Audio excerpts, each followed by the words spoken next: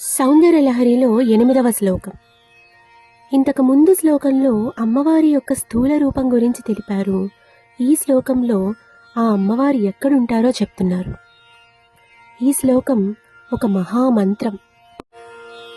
సుధా సింధోర్మధ్యే సురవిటపి వాటి పరివృతే మణిద్వీపే నీపో పవనవతి చింతామణి గృహే శివాకారే మంచే పరమశివ పర్యంక నిలయాం భజంతి త్వాం ధన్యాః కతిచన చిదానందలహరీం.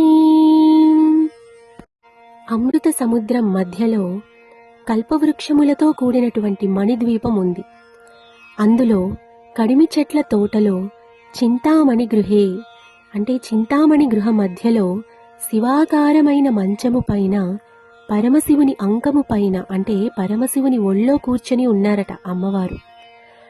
శివాకారే మంచే, ఒకటే ఈశ్వరుడు నలుగురిలా తయారయ్యి ఆ 4 కోళ్లల్లో అంటే బ్రహ్మ విష్ణు రుద్రుడు మహేశ్వరుడిలాగా 4 కోళ్లల్లో ఉండి మధ్యలో సదాశివుడు ఉంటారు. పంచబ్రహ్మాసన స్థిత, ఆ పంచబ్రహ్మాసనంపై పరమశివుడు కూర్చొని ఉంటారు.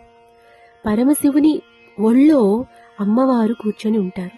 ఒక జ్యోతి ఒళ్ళో కాంతి కూర్చున్నట్టుగా వారిరువురు ఉంటారు.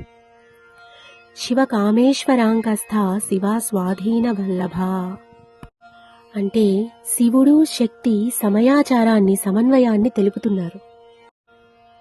ఓ జగజ్జనని, సుధాసాగర మధ్యంలో కల్పవృక్షాల వనంలో కడిమి చెట్ల తోటలో చింతామణి గృహంలో పంచబ్రహ్మాసనం పైన పరమశివుని పర్యంకము పైన ఉన్న ఓ తల్లి శ్రీ లలితా మహాత్రిపుర సుందరి, అలాంటి నిన్ను ఏ కొద్దిమంది ధన్యులో ధ్యానిస్తారు కదా అమ్మా అంటూ ఈ శ్లోకంలో వివరిస్తున్నారు. ఈ శ్లోకం నిత్యం చదువుకోవడం వల్ల మోక్షం కలుగుతుంది. అలాగే అమ్మలో లీనమైపోవడానికి అందించిన శ్లోకాల్లో ఈ శ్లోకం కూడా ఒకటి.